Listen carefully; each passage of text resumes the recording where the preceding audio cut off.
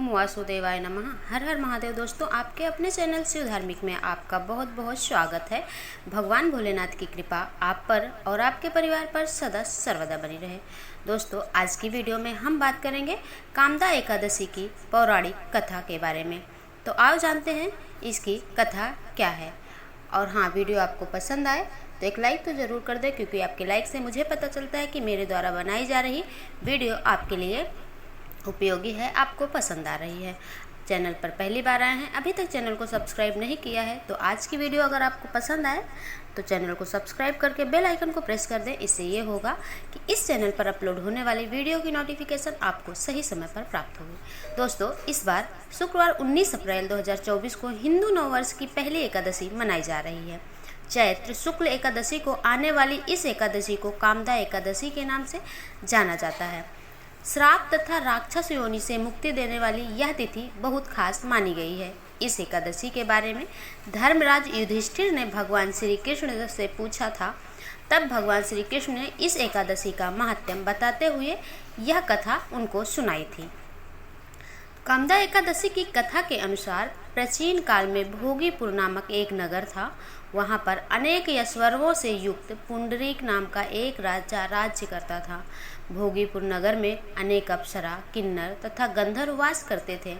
उनमें से एक जगह ललिता और ललित नाम के दो स्त्री पुरुष अत्यंत वैभवशाली घर में निवास किया करते थे। उन दोनों में अत्यंत स्नेह था, यहाँ तक कि अलग अलग हो जाने पर दोनों व्याकुल हो जाते थे।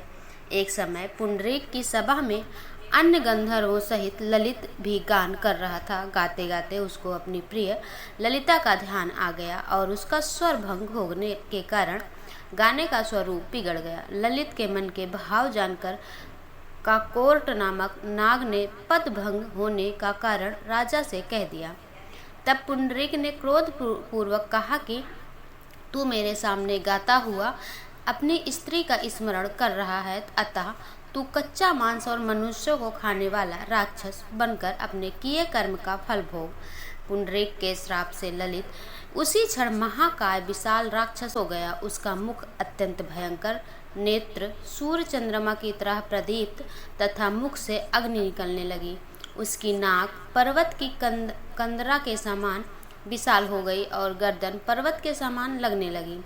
सिर के बाल पर्वतों पर खड़े वृक्षों के समान लगने लगे तथा भुजाएं अत्यंत लंबी हो गईं।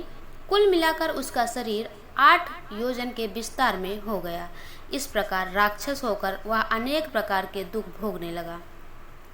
जब उसकी प्रियतमा ललिता को यह वृतांत मालूम हुआ तो उसे अत्यंत खेद हुआ और वह अपने पति के उद्धार का यत्न सोचने लगी। वह राक्षस अनेक प्रकार के घोर दुख सहता हुआ घने वनों में रहने लगा। उसकी स्त्री उसके पीछे पीछे जाती और विलाप करती रहती। एक बार ललिता अपने पति के पीछे घूमती घूमती विंध्याचल पर्वत पर पहुंच गई, जहां पर श्रृंगी ऋषि का आश्रम था। ललिता शीघ्र ही श्रृंगी ऋषि के आश्रम में गई और वहां जाकर विनीत भाव से प्रार्थना करने लगी।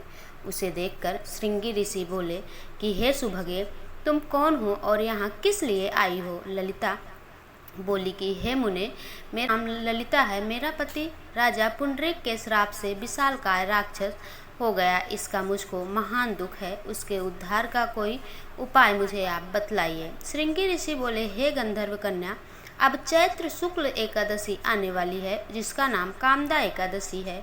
इसका व्रत करने से मनुष्य के सब कार्य सिद्ध होते हैं। यदि तू कामदा एकादशी का व्रत कर उसके पुण्य का फल अपने पति को दे तो वह शीघ्र ही राक्षस योनि से मुक्त हो जाएगा और राजा का श्राप भी अश्व में शांत हो जाएगा। मुनि के ऐसे वचन सुनकर ललिता ने चैत्र शुक्ल एकादशी आने पर उसका व्रत किया और द्वादशी को ब्राह्मणों के सामने अपने व्रत का फल अपने पति को देती हुई भगवान से इस प्रकार प्रार्थना करने लगी। हे प्रभु, मैंने जो यह व्रत किया है इसका फल मेरे पति देव को प्राप्त हो जाए, जिससे वह राक्षस योनि से मुक्त हो जाए। एकादशी का फल देते ही उसका पति राक्षस योनि से मुक्त होकर अपने पुराने स्वरूप को प्राप्त हुआ। फिर अनेक सुंदर वस्त्र आभूषणों से युक्त होकर ललिता के साथ विहार करने लगा। उसके पश्चात वे दोनों विमान में बैठकर स्वर्गलोक को चले गए। भगवान श्री कृष्ण कहते हैं, हे राजन, संसार में इसके बराबर कोई और दूसरा व्रत नहीं है। इस व्रत को विधि पूर्वक करने से समस्त पाप नष्ट हो जाते हैं तथा राक्षस आदि की योनि भी छूट जाती है। इसकी कथा पढ़ने या सुनने से वाजपेयी यज्ञ का फल प्राप्त होता है। आशा करती हूँ कथा आपको अच्छी लगी हो। मिलती हूँ मैं अगले वीडियो में अगली जानकारी के साथ। तब तक के लिए नमस्कार।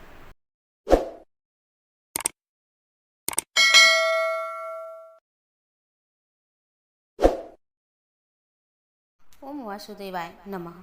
दोस्तों, जया एकादशी की पूजा विधि क्या है, देखिए।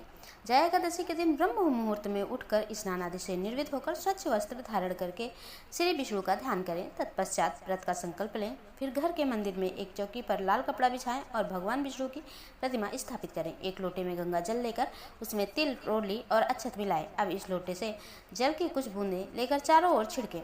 फिर इसी लोटे से घट स्थापना करें।